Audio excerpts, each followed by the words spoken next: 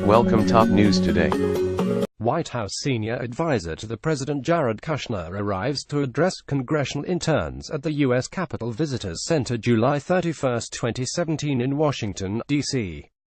SomodevillaGetty images special counsel Robert Mueller has reportedly begun to question Republican National Committee staffers about the party's digital work with the Trump campaign last year.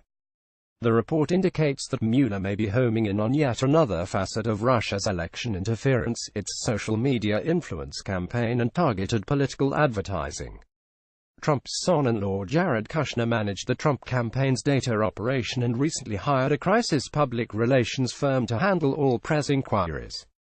Special counsel Robert Mueller has begun to question Republican National Committee staffers about the party's 2016 campaign data operation, which helped President Donald Trump's campaign team target voters in critical swing states. Two sources told Yahoo News that Mueller's team is examining whether the joint RNC-Trump campaign data operation, which was directed on Trump's side by Brad Parscale and managed by Trump's son-in-law Jared Kushner, was related to the activities of Russian trolls and bots aimed at influencing the American electorate. The FBI has been scrutinizing Kushner's contacts in December 2016 with the Russian ambassador to the U.S. and the CEO of a sanctioned Russian bank. The special counsel's office declined to comment on its ongoing investigation. Multiple requests to various current and former RNC officials on Wednesday went unanswered. A source close to one of the Trump campaign's data firms said they were unaware of anyone being questioned. It is not surprising that federal investigators have begun to examine the possibility that Russia and the Trump campaign helped each other during the election. Investigators have been looking into whether Russia provided the campaign with voter information stolen by Russian hackers from election databases in several states, and whether the Trump campaign helped Russia target its political ads to specific demographics and voting precincts. The general counsels for Facebook, Twitter, and Google gave enigmatic replies when asked by the House Intelligence Committee last month whether they had investigated who was mimicking who when it came to online ads promoted by both the Trump campaign and Russia during the election.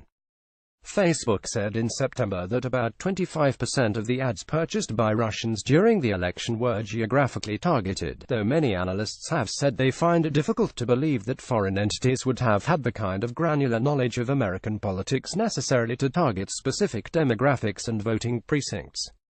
Facebook's general counsel Colin Stretch paused before indicating that the committee had access to intelligence that could better contextualize the information Facebook had turned over.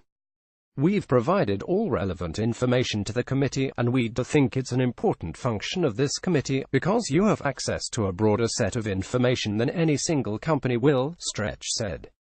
"I agree with that," said Kent Walker, Google's counsel and senior vice president.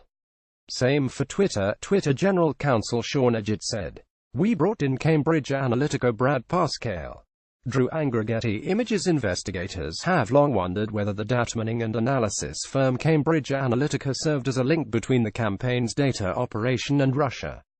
That scrutiny intensified following revelations that Cambridge CEO Alexander Nix reached out to WikiLeaks founder Julian Assange in June 2016 asking for access to Democratic nominee Hillary Clinton's stolen emails. It is still unclear how much Cambridge Analytica actually did for the campaign.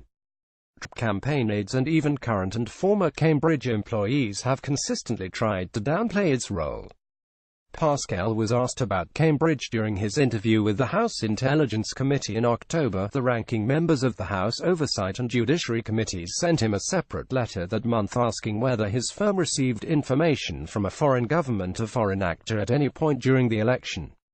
The letter was also sent to Nix and the heads of Deep Root Analytics, Target Point Consulting, and the Data Trust, firms hired by the Republican National Committee last year to bolster the Trump campaign's data operation. Deep Root accidentally leaked the sensitive personal details of roughly 198 million citizens in June, as its database was left exposed on the open web for nearly 2 weeks. The firm had stored details of about 61% of the U.S. population on an Amazon cloud server without password protection, whereas Deep Root, Target Point, and the Data Trust responded to the document's request. Nix did not. Parscale's letter, meanwhile, mirrored those written by the RNC data firms and used virtually the same language, with one notable exception. whereas the firm's letters included a line denying that they had had contact with any foreign government or foreign actor. Pascal's did not. In a post-election interview, Kushner told Forbes that he had been keenly interested in Facebook's micro-targeting capabilities from early on. I called somebody who works for one of the technology companies that I work with, and I had them give me a tutorial on how to use Facebook micro-targeting, Kushner said. We brought in Cambridge Analytica, he continued. I called some of my friends from Silicon Valley who were some of the best digital marketers in the world, and I asked them how to scale this stuff. We basically had to build a $400 million operation with 1,500 people operating in 50 states in 5 months and then be taken apart. We started really from scratch.